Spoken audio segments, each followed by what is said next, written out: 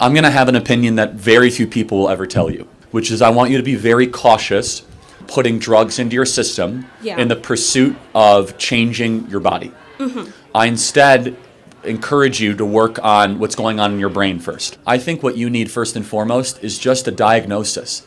Just someone that is going to listen to what you've gone through, listen to what else is going on. My prayer for you, and again, very few people will say this, I actually want to see you be comfortable in how you were born. Yeah. I know that you might not feel that way, but I think that is something that you can achieve. I think that with the right team and the right people, you don't have to wage war on your body, you can learn to love it. Hey guys, today's video is one that I would like to make on behalf of all the decent people out there who've been unfairly labeled transphobic or bigoted or TERF or whatever they may have called you, while not actually holding any ill views towards trans people themselves, but simply because you may have asked a question or expressed an opinion that doesn't align with or challenges the mandatory groupthink on the whole issue of trans. And that includes myself, because I've had all kinds of nasty accusations hurled at me for expressing my opinions and concerns in two main areas, which are women's sports and protecting children. Yet, I don't have any issue with trans people. I totally love and accept them just the same as anybody else. And as I've said before, I grew up with Chinese trans aunties back in the 80s, because it's nothing new, right? Especially in Asia. But it was never customary to be open about being transgender back in the day. So our trans aunties were just accepted as women and nobody questioned it. So I'm cool with it. It's like, it's nothing. And I've had close friends who are trans back in my nightclubbing days. There were always trans people in the gay scene. And yeah, everyone was cool with it. Back in my partying days in the 90s and early noughties, I loved my trans friends. They were basically fun-loving gay men who decided to live as women. And they were a blast. And I know some people out there be thinking, that's like saying, I have a black friend, to prove that you're not racist. And sure, I get what you mean, but at the same time, to totally dismiss it, to dismiss the fact that if you've had close friendships with people who are trans, that you're dismissing that human connection, that very meaningful human connection, as if it's nothing. But at the same time, even if you've never met a trans person in your life, doesn't mean that you can't have compassion for them, right? But anyway, just a couple of weeks ago, it felt briefly that we'd made huge progress on this, especially in terms of trans rights versus women's rights, the fact that they weren't mutually exclusive. But then came the backlash, the huge protests, and what seems to be at the moment a big demand to overturn the ruling. And I've noticed, I don't know if you have, an increased vitriol among trans activists and just leftists in general. They're now angrier than ever because they feel really threatened by what's happened. So it's like, it kind of feels like we've taken one step forward and two steps back. Anyone out there relate to this? Have you found that your social media feeds erupted with renewed anger over this issue when it seemed like we'd made so much progress? I certainly feel that way. And so that's why it was so refreshing to see this clip that I'm about to share with you. It's a clip of Charlie Kirk, who's an outspoken right-wing Christian activist and presenter. And in this clip, Charlie takes a question from a trans identifying individual. And normally when this happens, it doesn't go well. It's usually not a conversation, but a shouting match.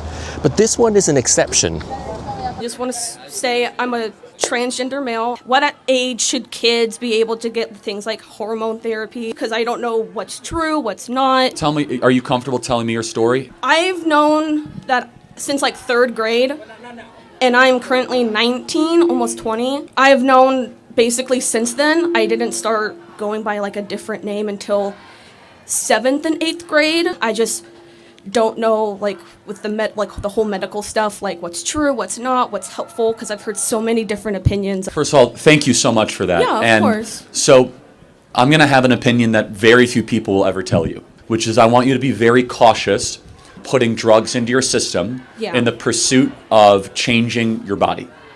I instead encourage you to work on what's going on in your brain first. I think what you need first and foremost is just a diagnosis. Just someone that is going to listen to what you've gone through, listen to what else is going on. My prayer for you, and again, very few people will say this, I actually want to see you be comfortable in how you were born. Yeah. I know that you might not feel that way, but I think that is something that you can achieve. I think that with the right team and the right people, you don't have to wage war on your body, you can learn to love your body. That was refreshing, wasn't it? Because there seemed to be a genuine attempt at communication and finding some understanding there. And that's not something we see often in this arena, because social media algorithms, they push outrage. So the clips we see are normally confrontational. So I thought it was really nice to see two people from opposite sides of the political divide discussing such a sensitive issue without it turning into an argument. And no one was trying to one-up anybody here. Didn't you find that a pleasure to see? I feel that when we come across clips like this, we should share them, because we should try to change the narrative. And we can do that by choosing to engage and share these types of clips instead of the aggressive, hateful ones. And Charlie is someone who is normally written off as a transphobe because he's disapproving of the ideology. But what he's shown in this clip is that he doesn't disapprove of the person, the individual. What he's talking about is acceptance. And this is something that I can so relate to, because I was a very effeminate child up until puberty hit. I went through years of my life, starting from about 6, I think, feeling like I was a girl. I would have been happier as a girl. And I had acceptance though. So my parents and my teachers, my friends, didn't reject me because of the way I behaved. I preferred playing with girls. I acted like a girl. I was a typical sissy boy, and I enjoyed being pretty. And nobody made me feel like there was something wrong with me. And I was really lucky. I was lucky that I was able to grow up that way, and I eventually outgrew it. I got into more boyish things as I reached puberty, and it was just a phase. But at the time, it felt very real to me, my identity, that I felt like I would have been happier as a girl, because then I could really just go to town with all the girly things, grow my hair out long, wear dresses and makeup and all that. I would have really loved to do that. And with just a little bit of encouragement, I would have. But I held back. And nowadays, kids get so much encouragement. Gay and lesbian kids today, or shall I say kids who later grow up to realize that they're gay or lesbian because often they're too young to know. I was at the time. Yeah, they get so much encouragement today to embrace diverse gender expression and just be who they really are. And I think that's a wonderful thing. We've made so much progress in that regard. But where that progress stops, I believe, is when they're taught that because of the way they express their gender identity, that they could be in the wrong body. That is no longer encouragement, in my opinion, because I don't believe that anybody is trapped in the wrong body.